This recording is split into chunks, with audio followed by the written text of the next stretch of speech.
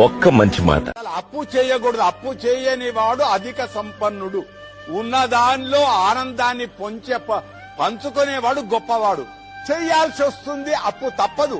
వెంకటేశ్వరుడు అప్పు చేశాడు, చిట్టి రాసిచ్చాడు కుబేరుడి కంటే. చిట్టి లేదు, ఇప్పుడు తిరుపతిలో కూడా చిట్టి లేదు, ఏమి రాసిచ్చాడో లేదు.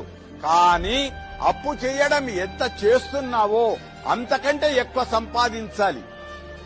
బండి కొనడం గొప్ప కాదు, బండికి ఉండే పెట్రోలుకు డబ్బులైనా నువ్వు సంపాదించగలుగుతావా? భార్యను పెళ్లి చేసుకోవడం గొప్ప కాదు, పెళ్లి చేసుకున్న భార్యను పోషిస్తావా? నగ ఇస్తావా? దండ కొనిస్తావా?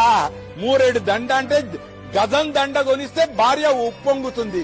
అప్పు తీసుకున్నవానికి వెంటనే 2 రోజుల ముందే అప్పు తీరితే ఆనందపడతాడు. కనుక మంచి రోజుల్లో అప్పు తీసుకుందాం, మంచి రోజుల కంటే ముందే అప్పు తీర్పేద్దాం.